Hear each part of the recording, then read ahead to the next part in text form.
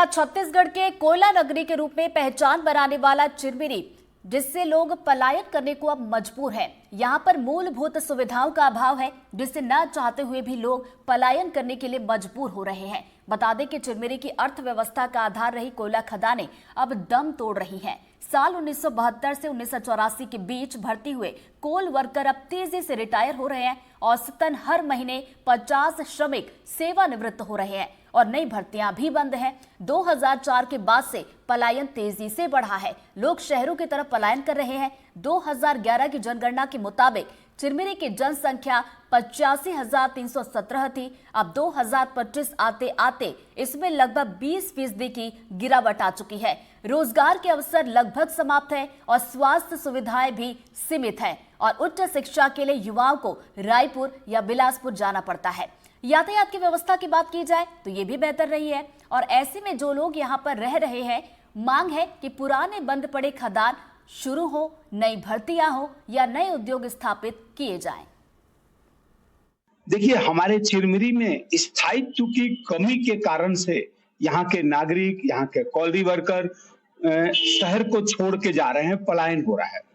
पूरे विश्व में, केवल भारत या छत्तीसगढ़ की बात नहीं है, पूरे विश्व में पलायन रोकने के लिए सरकारें पूरी जी जान लगाई हुई हैं।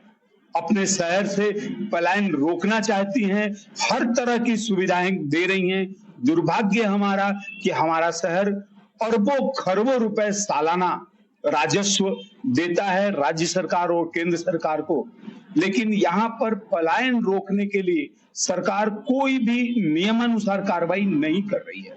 कलेक्टरों के बदलने से हमारा एक फाइल भी गुम गया है। मैंने जिन रमन सिंह जी का और भूपेश बघेल जी के कार्यकाल में, अलग अलग कार्यकाल में दोनों मुख्यमंत्रियों ने सरगुजा कमिश्नर को एज ए सरगुजा विकास प्राधिकरण के सचिव के रूप में यह निर्देशित किया है कि एससीसीएल के अनुपयोगी जमीन राज्य सरकार को वापस कर दिया जाए। राज्य सरकार ने एससीसीएल पर दबाव बनाकर जिस कमेटी में हम लोगों ने यह निर्णय लिया था संभाग आयुक्त की अध्यक्षता में, उसमें उन जमीनों का भी चिन्हांकन हो गया है कि जहां पे कोयला नहीं है और जिसको हमको वापस करना है।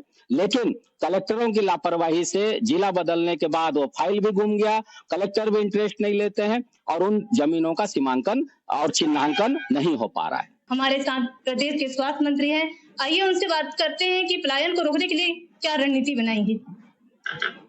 देखिए, आपका ये कहना सही है कि पलायन बढ़ रहा है और चिरमिरी तमाम जो है एक देश को पूरा ऊर्जा देने वाला एक कोयला नगरी होने के बावजूद आज अपने अस्तित्व के लिए लड़ रहा है। इसका एक बड़ा कारण था जब उत्खनन 1930 के दशक में प्रारंभ होकर जब आजादी के बाद जब माइनिंग प्लान बन रहे थे तो इसका व्यवस्थित रूप से उत्खनन और व्यवस्थापन नहीं हो पाया और आज यही कारण है कि कई जगह आग लगे हुए हैं, कई जगह कोयला खत्म हो गया है तो कई जगह कोयला बचे हैं लेकिन निकाल नहीं पा रहे हैं, तो व्यवस्थित उत्खनन भी नहीं हुआ। एक बड़ा वो कारण था।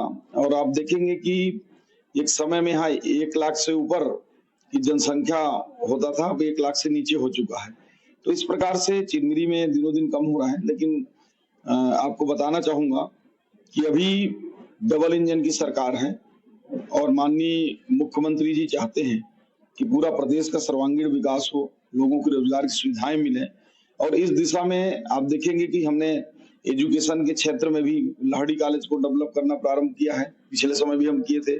रेलवे की पूरी लाइन आ रही है। यहाँ पे आने वाले समय में जल्द ही लाइवलीहुड कॉलेज फिर से प्रारंभ हो जाएगी। पॉलिटेक्निक कॉलेज हमने प्रारंभ कर दिया है। हार्टिकल्चर कॉलेज हमने प्रारंभ कर दिया है कि जैसे जैसे लोग गए हैं फिर से वापस आना चालू होंगे और जल्द ही चिरमिरी में पलायन रुककर जो पलायन कर चुके हैं उनको वापस भी बुलाने के लिए और एक नया विकास के साथ शहर को गति देने वाला काम चालू हो जाएगा।